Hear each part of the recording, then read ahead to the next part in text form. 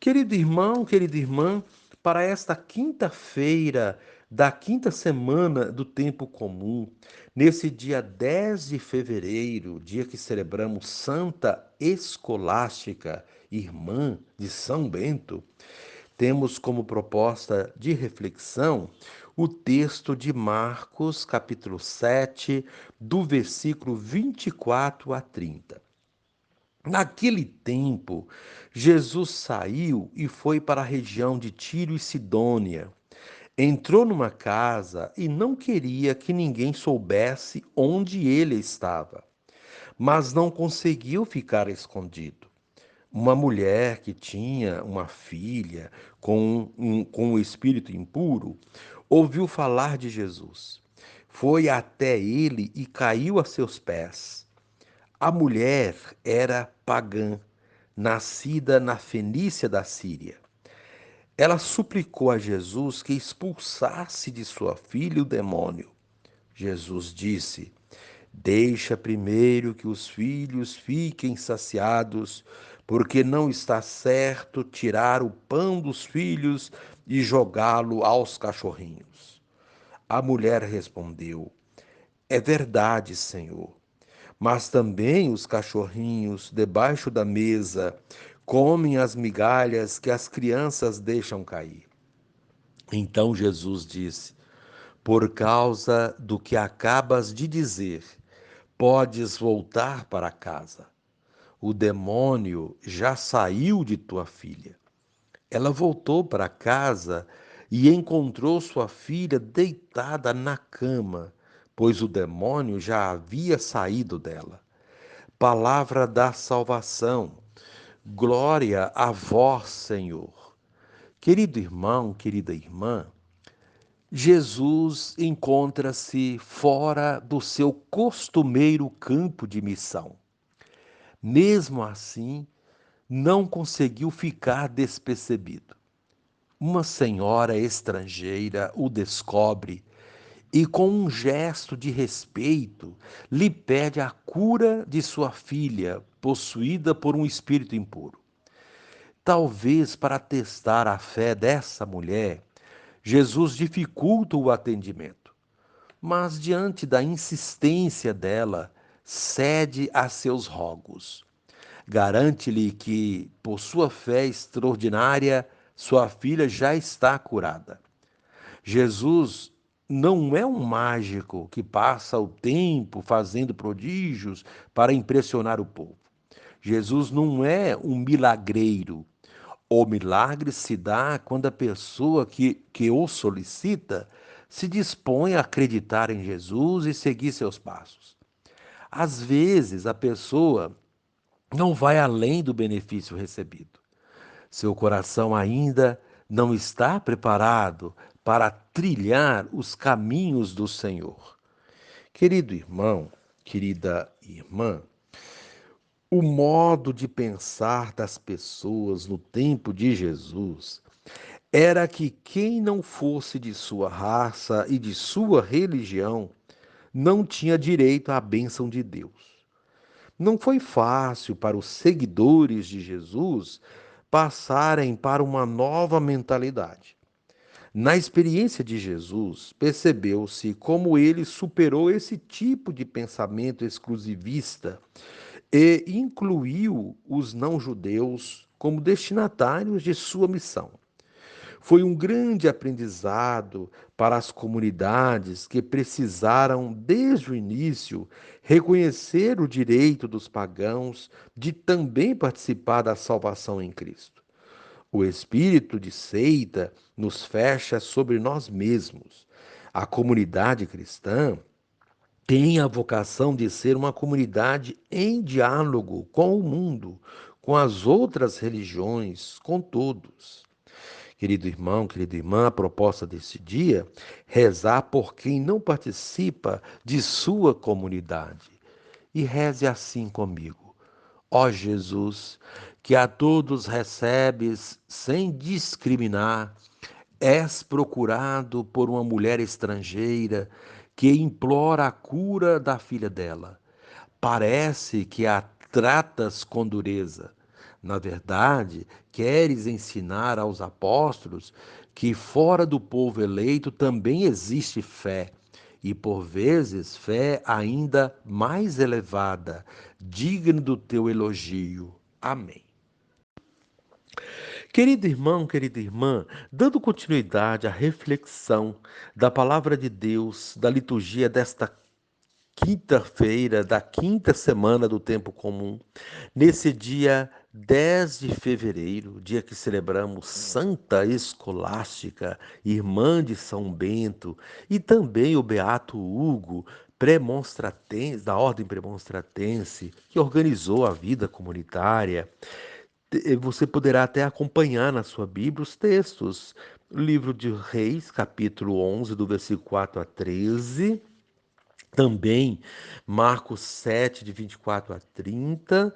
Rezar o Salmo 105. Uma vez que você já ouviu a proclamação do Evangelho com a reflexão, agora você poderá acompanhar a leitura do primeiro livro dos Reis, capítulo 11, e a continuação aplicando a vida. Quando Salomão ficou velho, suas mulheres desviaram o seu coração para outros deuses, e seu coração já não pertencia inteiramente ao Senhor seu Deus, como o do seu pai Davi. Salomão prestou culto a Astarte, deusa dos Sidônios, e a Melcom, ídolo dos Amonitas. Ele fez o que desagrada ao Senhor e não lhe foi inteiramente fiel como seu pai Davi. Foi então que Salomão construiu um santuário para Camus, ídolo de Moabe, no monte que está defronte de Jerusalém, e para Melcom, ídolo dos Amonitas. Fez o mesmo para todas as suas mulheres estrangeiras, as quais queimavam incenso e ofereciam sacrifícios aos seus deuses. Então o Senhor irritou-se contra Salomão, porque o seu coração tinha se desviado do Senhor, Deus de Israel, que lhe tinha aparecido 2 vezes e lhe proibira expressamente seguir a outros deuses. Mas ele não obedeceu à ordem do Senhor. E o Senhor disse a Salomão: já que procedeste assim e não guardastes a minha aliança, nem as leis que te prescrevi, vou tirar-te o reino e dá-lo a um teu servo. Mas por amor de teu pai Davi, não o farei durante a tua vida. É da mão de teu filho que o arrebatarei. Não te tirarei o reino todo, mas deixarei ao teu filho uma tribo por consideração para com meu servo Davi e para com Jerusalém que escolhi. Palavra do Senhor. Graças a Deus. Querido irmão, querida irmã, quando o orgulho e a arrogância se apoderam de nós, nos distanciamos de Deus e dificultamos que os milagres aconteçam ou que os males se dissipem. Pelo contrário, a arrogância nos desvia do caminho de Deus e gera consequências catastróficas. Temos hoje, na liturgia da palavra, duas atitudes opostas que elucidam essa situação. De um lado, Salomão, que se ensoberbece e se desvia do caminho de Deus, arruinando a sua vida e a dos seus. E do outro lado, uma mulher pagã, que humildemente se aproxima de Jesus, buscando a cura da sua filha e a obtém. São, portanto, dois exemplos sobre os quais vale a pena refletir. Como foi dito, a primeira leitura traz a figura de Salomão, já na maturidade da vida, ou seja, já velho, sendo desviado do caminho de Deus por outras pessoas, sobretudo mulheres. Um homem rico, sábio, que tinha obtido grandes conquistas, se deixou influenciar por outras pessoas interesseiras e desviou-se do caminho de Deus e dos ensinamentos do seu pai Davi. Situações como essa acontecem sempre e em todas as idades. A má influência externa é um grande perigo. São muitas as pessoas que se perdem na vida porque foram influenciadas por outras de má índole e acabam por arruinar suas vidas e a de muitos outros. Deus se aborreceu com a atitude de Salomão e ameaçou tirar-lhe o reino após sua morte, deixando apenas uma pequena parte para seu filho, em honra de Davi, seu pai. Uma das coisas que esse texto nos mostra é que quando vamos por outros caminhos que não são de Deus, sofremos as consequências disso.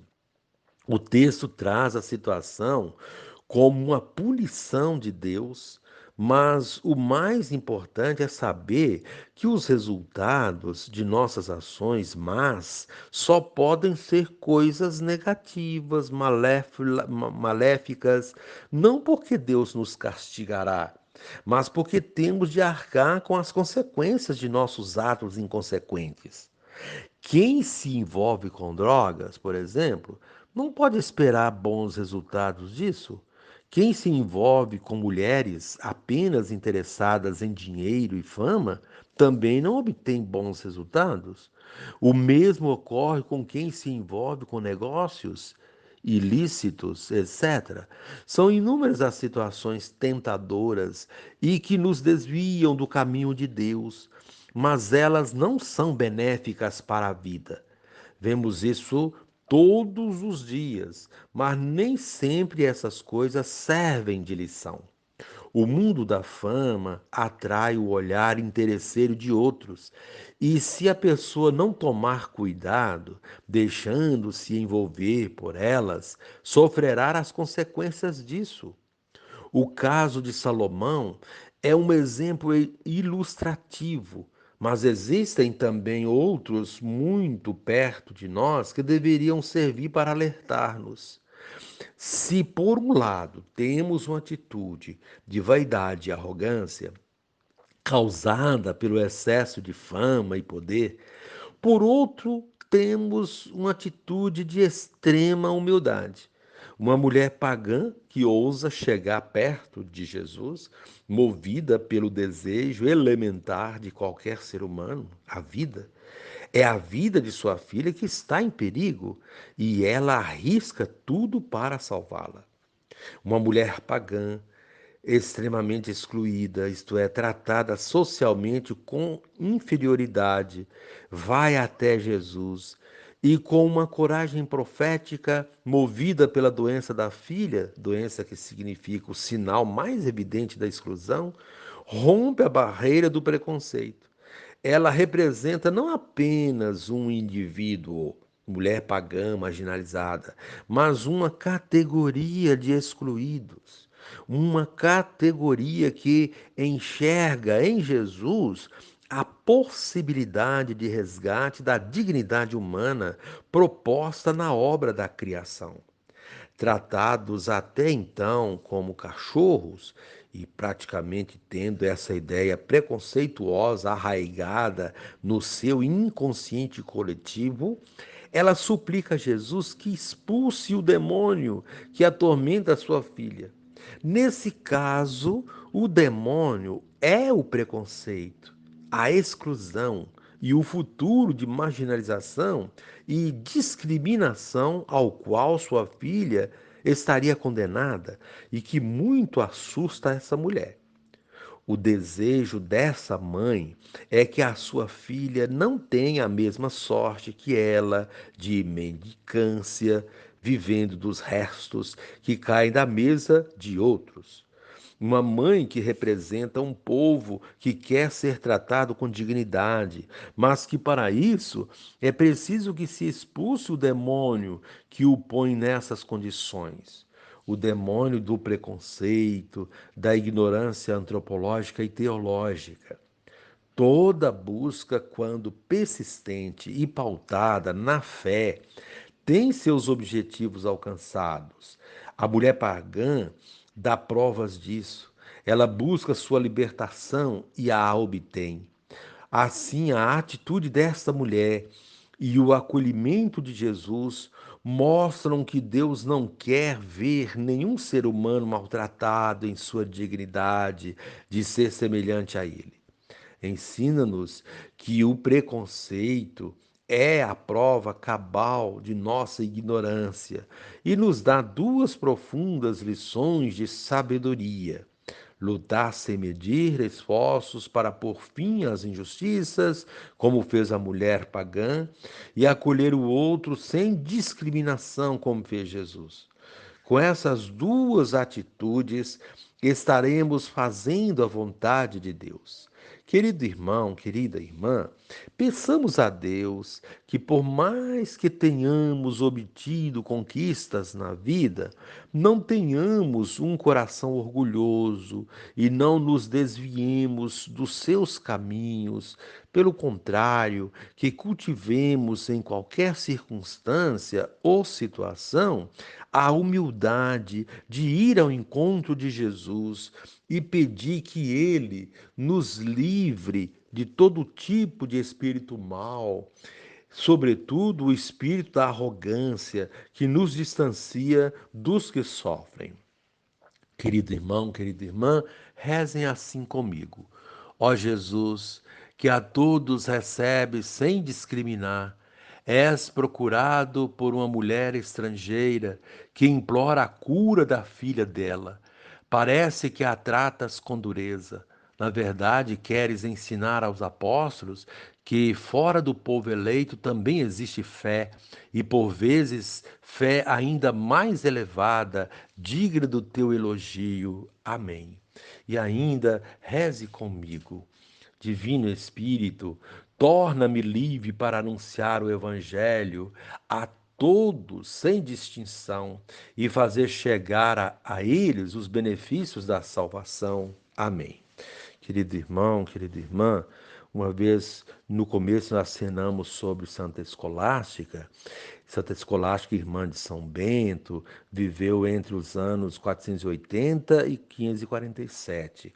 Foi uma virgem sábia, ante, antepôs a caridade e a contemplação às simples regras e instituições humanas.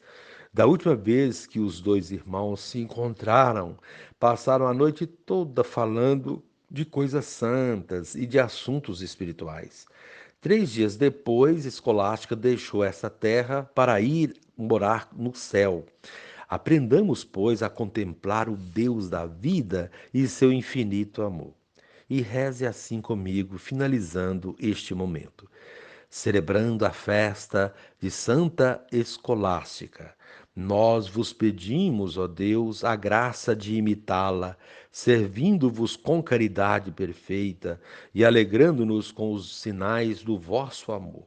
Por nosso Senhor Jesus Cristo, vosso Filho, na unidade do Espírito Santo. Amém.